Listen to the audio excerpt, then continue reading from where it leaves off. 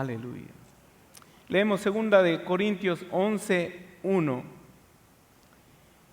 Y la palabra de Dios lee en el nombre del Padre, del Hijo y del Espíritu Santo. Este día tenemos la mayor porción de la Biblia, de las lecturas bíblicas son de la Nueva Versión Internacional. El apóstol Pablo, hablando a la iglesia de Corinto en el capítulo 11, y luego explicaré el contexto, dice: ojalá me aguanten unas cuantas tonterías. Sí, aguántenmelas. El celo que siento por ustedes proviene de Dios. Pues los tengo prometidos a un solo esposo, que es Cristo, para presentárselos como una virgen pura. Pero me temo que así como la serpiente con su astucia engañó a Eva, los pensamientos de ustedes sean desviados de un compromiso puro y sincero con Cristo. Si alguien llega a ustedes predicando a un Jesús diferente del que les hemos predicado nosotros, o reciben un espíritu o un evangelio diferente de los que ya recibieron, a ese lo aguantan con facilidad. Oremos. Padre, Señor, en esta hora te presento no solamente este culto, no solamente esta porción de la palabra, presento, Dios mío, nuestras vidas y esta serie, Dios, de perspectivas peligrosas, Padre, que con temor y temblor, Señor, te ruego, Dios mío, Señor, que a través de esta serie, a través de estos principios que vamos a escudriñar de tu palabra, Señor, que tú seas abriendo los ojos de nuestro entendimiento, de nuestro corazón, ayudarnos a enfocarnos en Jesús. Y sobre todo, Señor, con la perspectiva correcta, una perspectiva que nos da vida y que nos ayuda a ser agentes de vida. En el nombre de Jesús, amén. Amén. Gloria sea a Dios. Pueden tomar asiento. Aleluya. Un poquito de contexto. En el capítulo 10, el apóstol Pablo comienza defendiendo su apostolado. En el capítulo 10, versículo 1, él comienza defendiendo su apostolado, su llamado. ¿Por qué? Porque se habían infiltrado falsos apóstoles que le denigraban, hablaban mal de él. Y en el versículo 10 del capítulo 10 de 2 de Corintios, fíjese, Pablo está defendiéndose y está diciendo lo que algunos de estos profetas decían, profetas falsos, decían contra él. Y dice, pues algunos dicen, sus cartas son duras y fuertes, pero él en persona no impresiona a nadie. O sea, tenían una guerra, se había levantado una persecución contra el apóstol Pablo, porque para poder derrocar la verdad, usted tiene que levantarse con mentiras. Y para poder derrocar al siervo de Dios, tiene que levantarse una calumnia en contra del siervo de Dios, en contra de la integridad de esa persona. Y pasa que Pablo, siendo ungido y llamado por Dios, tenía amor y pasión por las almas, y él en presencia de los corintios fue el primero en levantar la iglesia de Corinto. Él fue, como lo dice Jesús, aprende de mí que soy manso y humilde de corazón. Y Pablo se conducía con amor, con mansedumbre, con paciencia en la iglesia de Corinto cuando la estaba levantando. Pero luego después, cuando empezaron a haber problemas y cuando empezaron a haber dificultades y divisiones, él empieza a escribir cartas. La primera carta de Corinto empieza a escribir con un poco de autoridad, de osadía. Y estos falsos apóstoles, queriendo denigrar, queriendo poner por el piso la reputación de Pablo para ellos adquirir. Hay gente que le gusta pisar sobre otros para ellos sentirse bien. Pero ese no es el patrón bíblico. Inclusive ayer aprendimos con los líderes que mientras usted más levante a otras personas, mientras usted más valore a los demás, usted mismo va a ser valorado por otros. Mientras más usted se interese y dé importancia a los demás le van a dar importancia a usted también. Y a esto nos ha llamado Cristo, a llamarnos, a valorarnos los unos a los otros, a honrarnos los unos a los otros. Esto es lo que hacía Pablo. Y ahora entonces este grupo habla en plural, falsos apóstoles, se levantan y dicen, Pablo, hay otras versiones que son un poquito más fuertes, pero dicen, Pablo dice, en carta es hecho el valiente, pero de frente, en persona, es un debilucho, es un cobarde. No dice las cosas de frente, se aprovecha por carta para querer establecer autoridad, para querer establecer su autoridad. Y me llama la atención la segunda acusación. Dice, sus cartas son duras y fuertes, pero él en persona no impresiona a nadie. Y como orador es un fracaso. O sea, como predicador.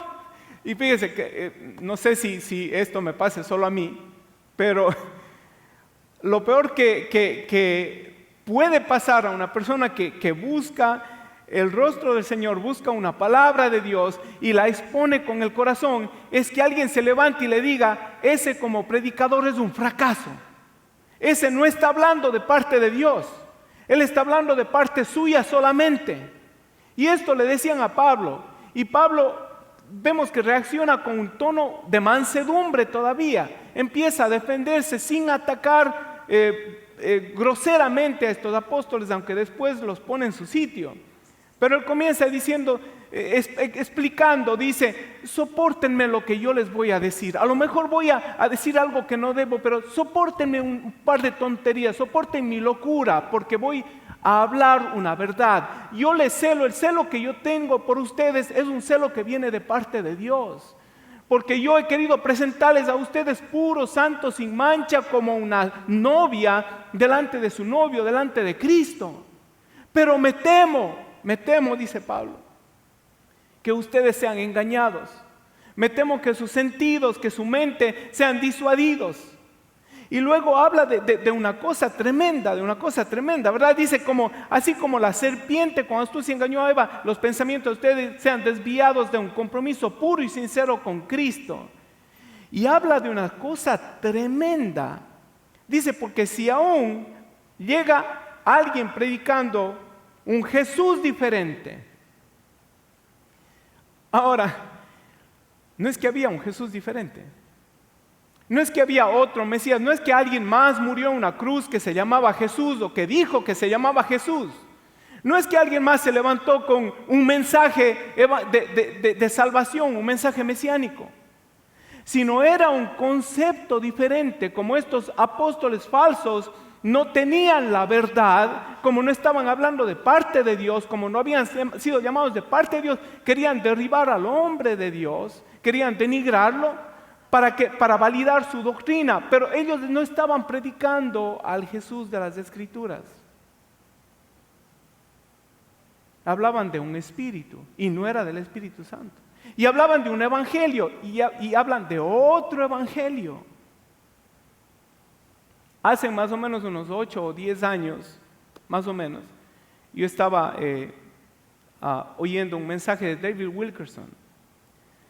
Yo compartí esto hace unos 2-3 años con ustedes, si se recuerdan. Y en el mensaje de David Wilkerson, un mensaje que habla de otros conceptos, de los tiempos peligrosos, de conceptos, lo peligroso de estos últimos tiempos, escúchame mi hermano, no son las falsas filosofías y religiones nuevas que se están levantando. No es una mentira nueva, sino es una distorsión de la verdad. Y David Wilkerson le escucho hace 8 a 10 años, le escucho y ese mensaje había sido predicado hace 15 años, estamos hablando de hace aproximadamente 22 años, 23 años, que David Wilkerson, el pastor que era de Times Square Church, levantó esta advertencia diciendo, se van a levantar no falsos cristos, sino falsas percepciones, falsos conceptos, otro Jesús. Va a tener el mismo nombre, se va a predicar de la Biblia. ¿Okay? Se va a predicar de la Biblia, se va a predicar del Jesús de la Biblia, se va a predicar del Espíritu Santo, se va a predicar del Evangelio.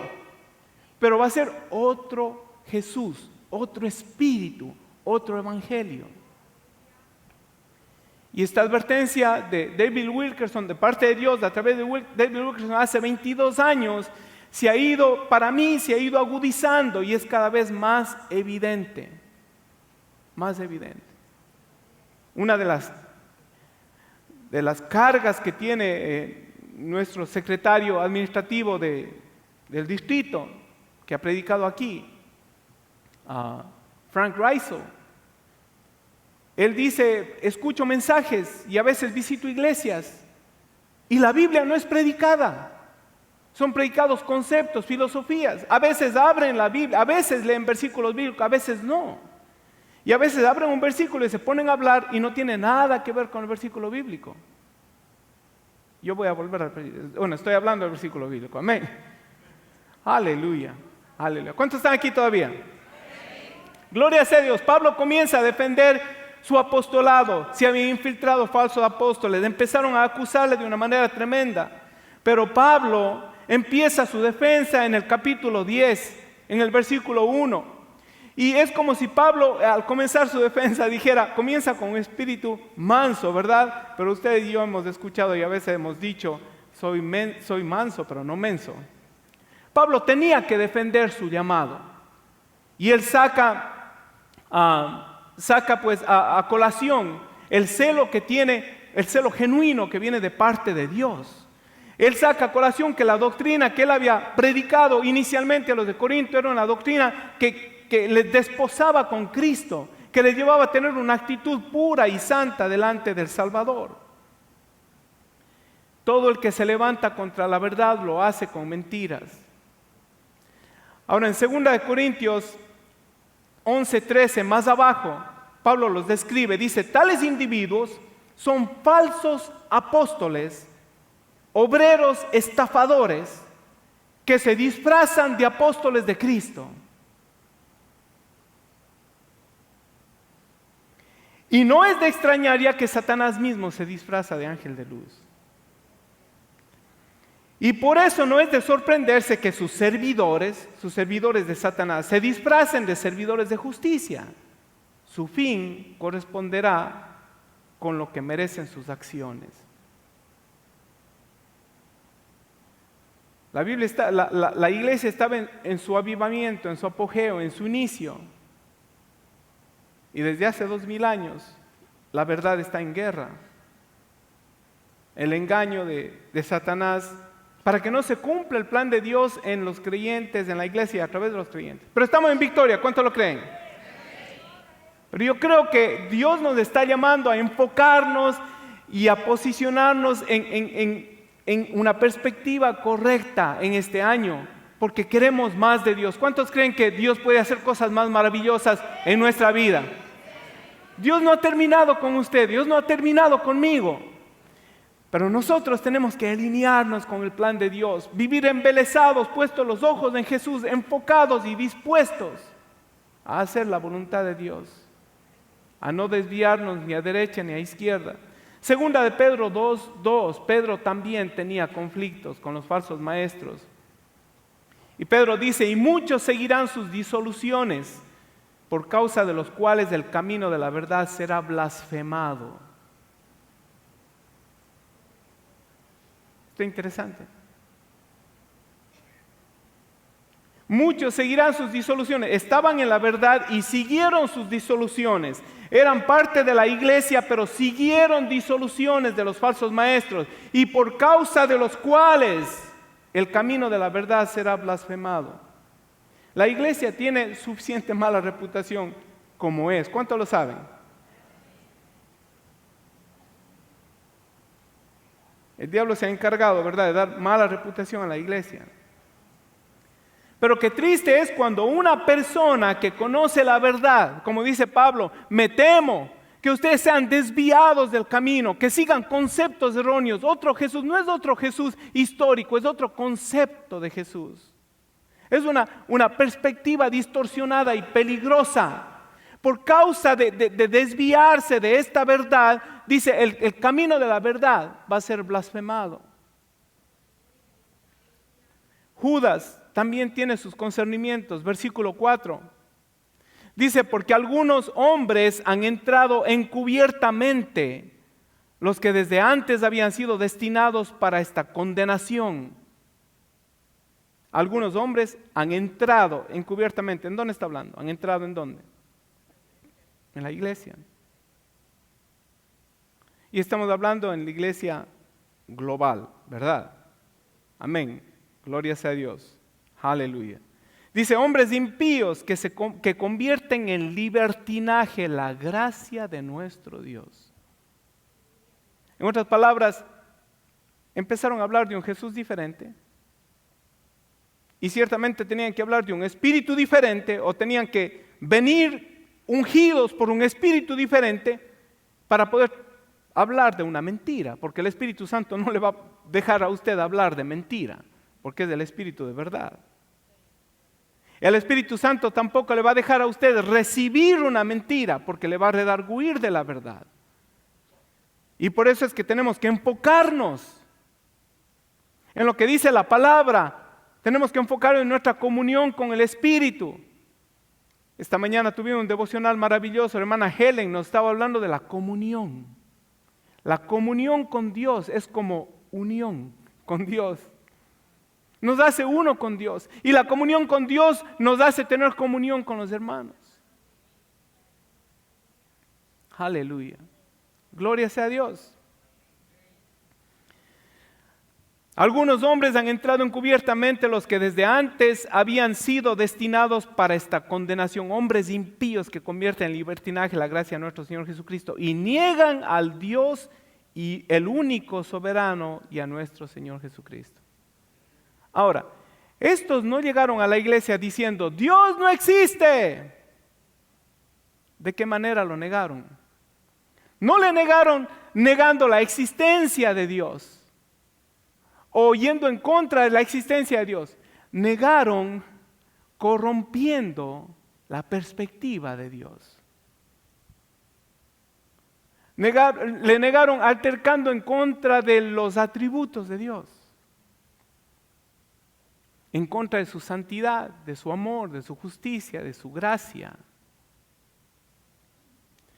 Segunda Timoteo 3:1, el apóstol Pablo también escribe a Timoteo y dice, también debes saber esto, que en los postreros días, ¿qué dice los días postreros? Los postreros días, ¿verdad? ¿Qué días estamos viviendo? Los postreros días.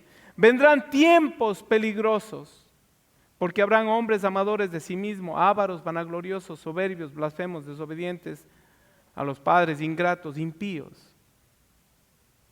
¿Qué tiene que ver esto con nosotros? Más abajo el versículo 5 dice que tienen apariencia de piedad. Ahí está el peligro. Ahí está el peligro. Y le digo sinceramente, el Señor ha puesto esta carga en mi corazón, porque tenemos que enfatizar las bases de la Biblia. Lo que nos va a ayudar a caminar firmes, los que nos va a ayudar a prevalecer es la verdad de la palabra, es las doctrinas bíblicas, es lo que ya no se menciona mucho hoy en las iglesias, es la sana doctrina. Son conceptos medio pasados de moda. Pero el Señor ha puesto esta carga en mi corazón, porque hay muchas distracciones. Hace como 2 meses prediqué distracciones peligrosas, ¿se recuerdan? Hoy vamos a hablar por varias semanas, de perspectivas peligrosas.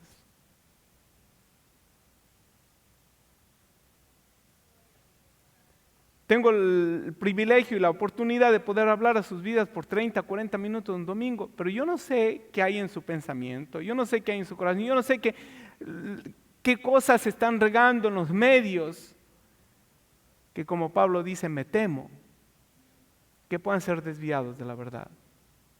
Y mi deber como pastor y su deber como cristiano es tener una perspectiva correcta de Dios para poder presentar a este mundo una perspectiva correcta de Dios.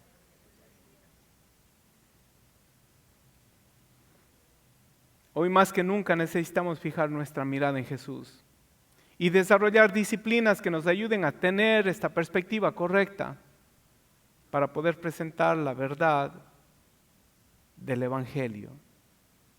La verdad del Evangelio. ¿Qué es perspectiva?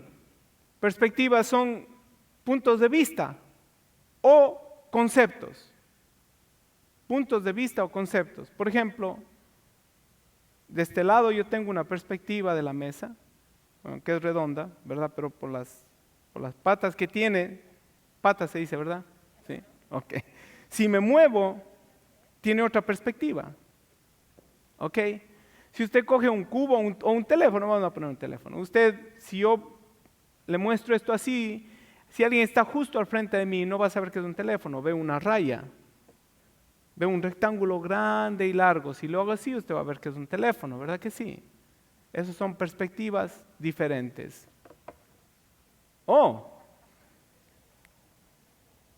¿Cuál tiene razón ahí? Los dos tienen razón. Lo que para unos es un 6, para otros es un 9. Perspectivas diferentes. Un vaso medio lleno, para unos está medio vacío para otros. Esta ilustración es bonita. Un hombre de las montañas se muda al valle. Y cuando llega al valle, está maravillado. Dice, qué lindas praderas, qué lindas praderas. De donde yo vengo hay solo montañas. No se ve nada bonito, pero qué lindas praderas. Y el hombre del valle se mudó a las montañas. Y dice, qué lindas montañas, qué maravilloso paisaje, qué grande es nuestro Creador. De donde yo vengo no se ve nada, solamente praderas. Usted ve perspectivas diferentes. Perspectivas diferentes. Nuestra perspectiva puede cambiar dependiendo del interés o inclusive de nuestro estado de ánimo. A veces cambiamos, y recuerde que perspectiva no es solamente un punto o un ángulo de vista, sino son conceptos, ¿no? Me recuerdo este chiste. María, ¿puedo contar un chiste? Sí. Siempre le pido permiso a ella. Pero en una casa donde había necesidad, ¿no? Y de pronto llegaron invitados, bueno, no llegaron visitas, no eran invitados, y los que llegaron tenían varios niñitos, ¿no? Varios hijos, y el esposo pues ve que la esposa está sacando la comida para servir, y la comida estaba medio escasa, ¿no? Y viene y ve que pone una cuchara, 2 cucharas, 3 cucharas. Dice, oye, ¿para quién es tanta comida? Dice, para ti, mi amor. Pues ponme un poquito más. Tan poquito que me das, ¿verdad? Cambió de perspectiva, cambió de mente. Hay perspectivas engañosas y peligrosas. Ahora, vuelvo a decir, no solamente son puntos de vista, son conceptos, y a veces no tenemos la perspectiva correcta o entendemos las cosas o no prestamos atención. Hay que estar enfocados para poder tener una perspectiva real de las cosas, en todo lo que hacemos, y más que todo en las cosas de Dios. Porque el enemigo de nuestras almas quiere distorsionar la verdad, y es el padre de mentira, el maestro del engaño. Tenemos que estar atentos, no vaya a ser que le pase lo que le pasó a un caballero que llega a una estación de bus y dice, por favor, deme un pasaje, necesito llegar a Washington. Y estaba ocupado en el celular, por un lado, por otro lado, estaba ocupado y distraído. Y el que le está vendiendo el ticket le dice, ¿Washington DC o Washington State? Y él le dice, yes, State, yeah. Entonces sube al bus, ¿no? Se queda dormido. Debía llegar a Washington DC, él quería ir a Washington, Distrito de Columbia, que queda de aquí a 250 millas, debía haber llegado como en 4 horas. Se queda dormido toda la noche, se despierta al siguiente día y dice, ya llegamos, ¿por qué hemos tardado tanto? ¿Se bajó una goma o qué? No, dice, nos falta todavía un montón de tiempo. Hay una gran diferencia entre Washington DC y Washington State, 250 millas versus 2.780 millas, 5 horas de camino versus 41 horas de camino. Hay que estar atentos para poder abrazar los conceptos que nos van a ayudar a salir adelante y evitar las distracciones. También es necesario tener una perspectiva correcta aun cuando usted está jugando ajedrez. Si es que el tablero de ajedrez está puesto de esta manera, si yo quiero jugar del lado de acá, es más difícil que yo gane el juego. Hay que estar en la perspectiva correcta, no con la perspectiva equivocada. El día viernes meditábamos sobre un pasaje de la Biblia, Salmos 27:3. El salmista decía, aunque un ejército me asedie, no temerá mi corazón. Cuando contra mí estalle una guerra, yo mantendré mi confianza. Y luego dice, una sola cosa pido al Señor, y esto es lo único que persigo: habitar en la casa del Señor todos los días de mi vida para contemplar la hermosura del Señor. Y hacíamos una pregunta el día viernes: ¿qué usted viene a ver a la iglesia? ¿Desde qué ángulo llega usted a la iglesia? ¿No? Muchos llegamos con el ángulo de las cargas, de los problemas, de los conflictos relacionales, conflictos de amigos, conflictos de matrimonio. Llegamos con un ángulo distinto. Llegamos deseosos de una respuesta, llegamos deseosos de un toque, de una palabra. Pero a menos que usted venga a la iglesia enfocado desde el ángulo correcto, desde la perspectiva correcta, que usted diga en su corazón desde que sale de su casa: yo voy a la iglesia a contemplar la hermosura del Señor. Gloria sea a Dios.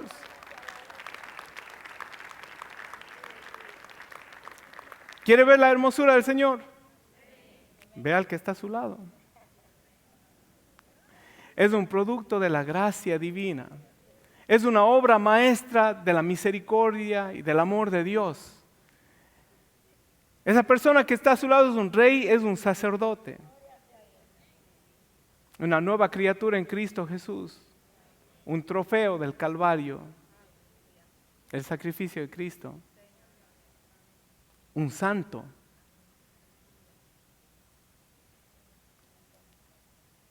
¿Qué venimos buscando en la iglesia? ¿Qué nos hemos propuesto en el corazón? Contemplar la hermosura del Señor y recrearme en su templo. Usted ve, decimos la disposición de corazón, con la perspectiva que usted venga. ¿Qué usted viene buscando? Usted viene a la casa de su Padre, usted viene a la casa de Dios, el Dios Todopoderoso, del que le ama. Venga esperando cosas maravillosas, venga esperando disfrutar de su presencia, venga esperando recrearse en su templo. Gloria sea a Dios. La perspectiva de cómo yo veo a Dios determina de si mi copa está llena o está vacía. Porque hay personas que son tan espirituales que su copa está rebosando todo el tiempo. Pero bienaventurados los que tienen hambre y sed de la presencia de Dios, ¿verdad? Bienaventurados los que saben que Dios todavía tiene más para mí. Los que pueden ver a Dios desde una perspectiva en la cual pueden decir: Dios es maravilloso, Dios es infinito, Dios no ha terminado conmigo. Como decíamos el viernes, Manuel lo reiteró: las cosas del pasado pasaron. Yo necesito mi copa llena hoy. Y Dios quiere llenar mi copa hoy. Esa es mi perspectiva. Pero puede ser que hay una perspectiva incorrecta. Y no, ya, Dios me dio lo que me tuvo que dar y el Espíritu, hay quienes dicen, el Espíritu Santo a mí no se me evapora. La perspectiva correcta nos puede hacer ver las dificultades como grandes oportunidades de ver a Dios obrar. La perspectiva correcta determina si sucumbimos ante la tentación o si salimos victoriosos. Una perspectiva correcta de Dios me ayuda a verme a mí o como víctima de la situación o como un vencedor. Víctima o victorioso. Una perspectiva correcta puede tornar la confusión de los problemas, puede tornarlo en claridad. En claridad. Me ayuda a ver la belleza en vez de lo que no es belleza. Y dijimos hace un rato, la gloria de Dios, la belleza de Dios. Mira el que está a su lado. Nosotros tenemos un retrato de una ¿qué usted ve allí? ¿Cuántos ven una señorita volteada así, una señorita medio bonita, elegante, volteada así? ¿Cuántos la ven? ¿Y cuántos ven una persona mayor, una anciana que está más así de frente? ¿Cuántos la ven? Wow, hay quienes no ven nada. Hay quienes no ven nada. Pero le voy a dar la definición de perspectiva el día de hoy, de acuerdo al diccionario de la Biblia, del diccionario de la lengua española, perdón. Ok, perspectiva quiere decir, escuche esto, es bien interesante. Por favor, grábese esto porque de esto depende prácticamente la asimilación de las próximas 6 semanas de estudio bíblico. Perspectiva es la manera de representar uno o varios objetos en una superficie plana que da idea de la posición, volumen y situación que ocupan en el espacio con respecto al ojo observador. Ok, se lo voy a desbloquear o desmenuzar. Primero dice que es una manera de representar uno o varios objetos. Entonces, cuando yo le represento a usted un objeto, yo le estoy dando a usted una perspectiva. Es la manera de yo representar uno o varios objetos en una superficie plana que da la idea de la posición, de volumen y situación que ocupan en el espacio, con respecto al ojo del observador. Entonces, si el hermano Carlos está al frente mío, ¿verdad? Yo le digo, hermano Carlos, ¿qué usted ve? Y tengo a otro hermano aquí, tengo a la hermana Blanquita. Hermana Blanquita, ¿qué usted ve? Hermano Carlos dice, yo veo un rectángulo largo. Y la hermana Blanquita dice, no, yo veo un rectángulo más ancho. Entonces, perspectiva quiere decir la manera en la que yo represento, la manera en la que yo le muestro al hermano Carlos, yo le estoy dando perspectiva. Pero el hermano Carlos, porque dice en relación, en respecto a lo que ve el ojo observador. Si yo le doy al hermano Carlos esta perspectiva, yo le presento, yo le digo, mira esto. Pero el hermano Carlos viene y se da la vuelta. Entonces la perspectiva es lo que yo presento, pero también es cómo yo lo percibo. Y esto es bien importante para el resto de la serie. Porque la Biblia nos presenta a Dios de una manera. Y Dios es inmutable. Y usted y yo tenemos la responsabilidad de aceptar y recibir la perspectiva de Dios, la manera que Él se revela a través de la Escritura de su Espíritu, como Él nos la da. Y no empezar a buscar, desde aquí se ve menos la santidad y se ve más la gracia, entonces yo me voy a esconder, aquí hace más sombra. Porque después cuando alguien me pregunta, ¿y quién es Dios? Oh, mira, Dios es sombrío. No hay mucha santidad, mucha gracia. No. Tú puedes hacer. Esto es permisible.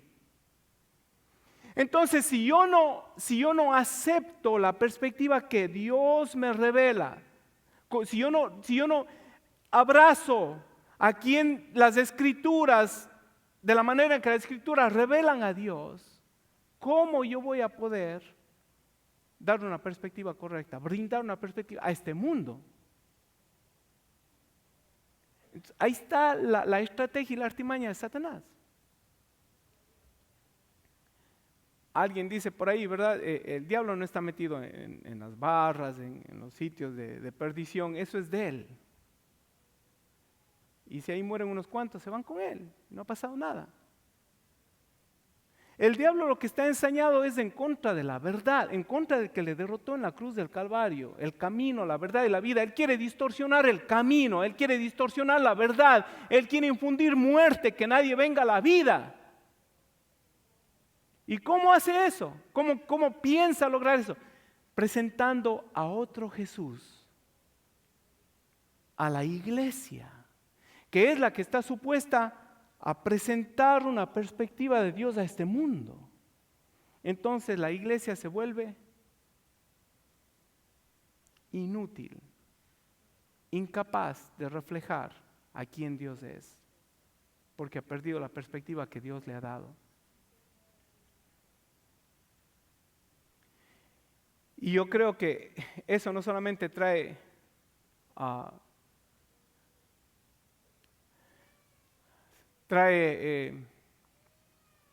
me falta otra palabra, pero trae maldición a nuestras vidas. Porque si yo soy llamado a representar al Dios santo, al Dios justo, al Dios de amor, al Dios de gracia, y le represento mal, y por causa de mi mala representación, la Biblia dice, ay de aquel que cause tropiezo a uno de mis pequeñitos. Mejor le fuera que se ate una piedra de molino y se arroje al mar. Y yo no quiero hacer eso, no solamente por temor de lo que vaya a venir a mí, pero yo quiero representar bien a Dios porque alguien en algún momento de mi vida, en abril 19 de 1990, alguien me presentó una perspectiva verdadera de Dios, que infundió vida a mi vida. En vez de yo repeler, me atrajo Dios con cuerdas de amor, porque alguien lo representó bien. Me puso una perspectiva correcta. Entonces, hay perspectivas peligrosas. Y créame, que mientras más pensaba en esto, mayor era el desafío, es el desafío que Dios está poniendo en mi corazón para hablar de esto. Dios quiere una iglesia saludable, una iglesia poderosa, una iglesia que refleje su gloria, una iglesia enfocada y embelesada en Él, una iglesia que pueda obrar el propósito de Dios en este mundo. Y eso somos nosotros, Templo Calvario. ¿Cuántos lo creen? Y yo creo que Dios nos está hablando y está poniendo esta carga en nuestro corazón porque Dios quiere hacer cosas grandes y maravillosas con Templo Calvario. Dios quiere hacer cosas grandes y maravillosas contigo, con tu vida y a través de ti y a través de tu familia. Y eso a mí me llena de emoción. Que Dios está interesado que yo cumpla su propósito. ¿Sabe por qué? Porque cuando obedecemos, Dios se deleita en derramar bendición. Se deleita en recrearnos en su presencia. Se deleita en manifestar su gloria. Hay veces que las cosas parecen como rompecabezas. Aquí le voy a dar una buena ilustración de lo que es una perspectiva correcta y cómo presentar una perspectiva. Hay veces que la vida y las situaciones parecen un rompecabezas. ¿Qué usted ve allí?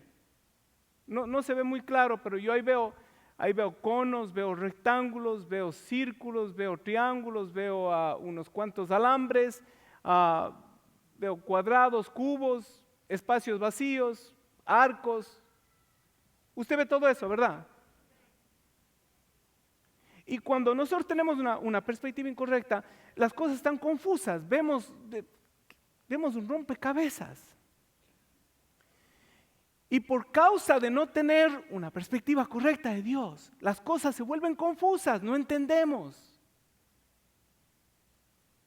Pero cuando alineamos nuestro corazón con el de Dios en oración, cuando le pedimos a Dios sabiduría, cuando nos humillamos delante de Él, Él viene y nos reposiciona en Cristo Jesús. Porque es en Cristo que somos más que vencedores. Pero es en el Cristo de la gloria, es en el Cristo de la Biblia, no es en el Cristo, no es en otro Jesús, es por su Espíritu, el Espíritu Santo, no es por otro Espíritu, es por el Evangelio de la gracia, no es por otro Evangelio, no es por un Evangelio barato.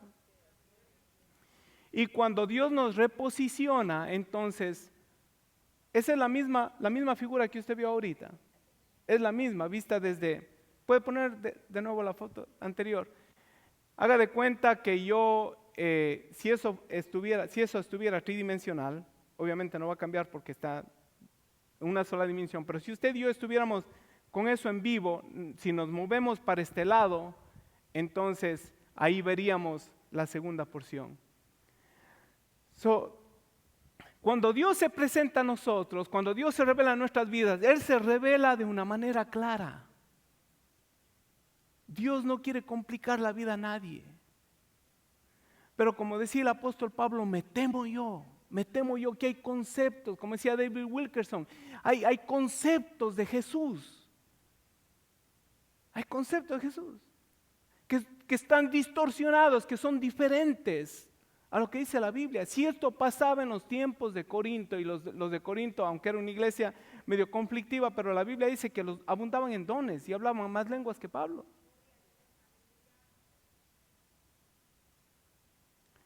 ¿Cuánto más no puede pasar en los postreros días, donde hay tiempos peligrosos? Y créame que crece el celo en mi corazón por la verdad. Por la verdad. Puede ser que parte de lo que ha sucedido en estos últimos días contribuyó a lo que estamos hablando. Estoy hablando de la partida de nuestra hermana Daisy. Yo dije en su funeral, ella era una mujer diferente. Ella no se dejaba llevar por la corriente. Ella era firme en su fe. Y a mí me sorprendió. Yo he estado en los últimos 20 años de ministerio, he estado en varios funerales de personas jóvenes, ancianos, mayores, pequeños, de todo.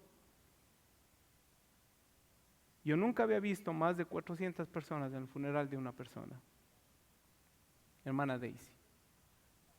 Llego a la conclusión de que su vida tocó muchas vidas.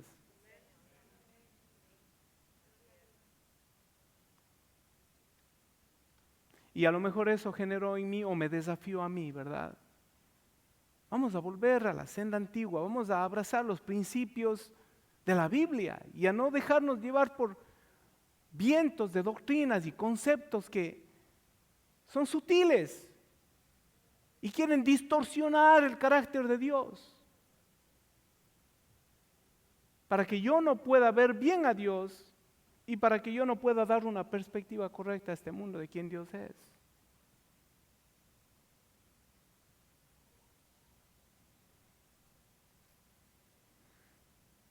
Su perspectiva es cómo se me presenta algo y también cómo yo me posiciono para ver algo. Perspectiva es cómo yo presento algo a los ojos del observador. Y formamos conceptos no solo con la vista, sino también formamos conceptos con los ojos de la mente, del corazón.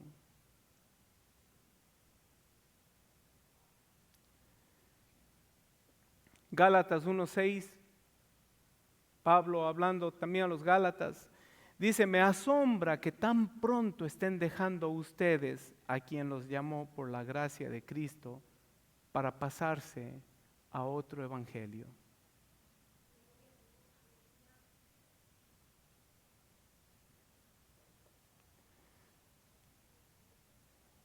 Esto les pasaba a los Gálatas. Pasaba en la iglesia primitiva, en el avivamiento que comenzó todo el mover cristiano. Se pasaron a otro evangelio. Luego Pablo dice, no es que haya otro evangelio. Y en Gálatas 3:1, Pablo sigue hablando a los mismos Gálatas y les dice, Gálatas torpes. Escuche esto. En la Reina Valera dice, ¿quién os fascinó? En la Nueva Versión Internacional dice, ¿quién los ha hechizado? ¿Qué entendemos cuando escuchamos hechicería? ¿Qué entendemos? ¿Es una obra de quién? Satanás, es una obra espiritual.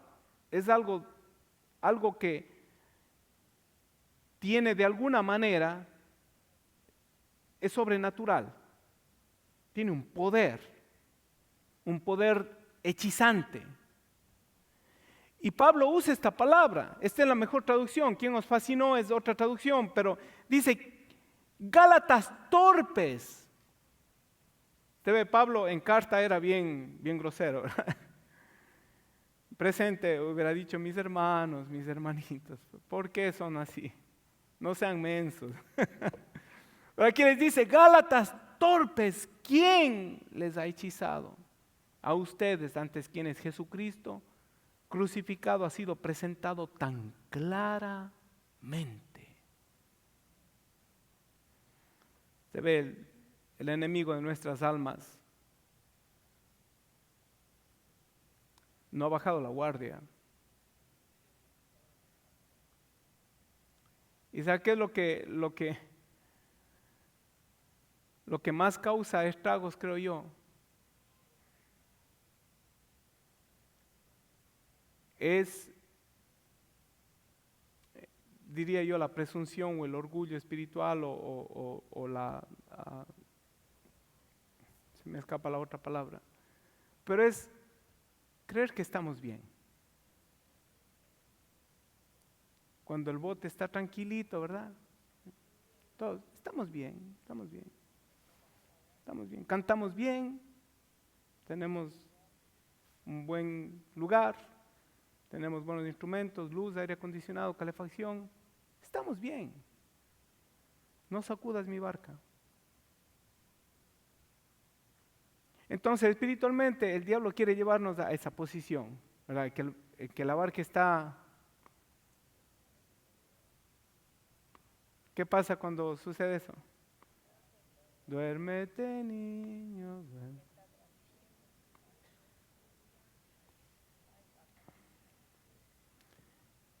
Eso la Biblia dice, es hora ya que despertemos del sueño.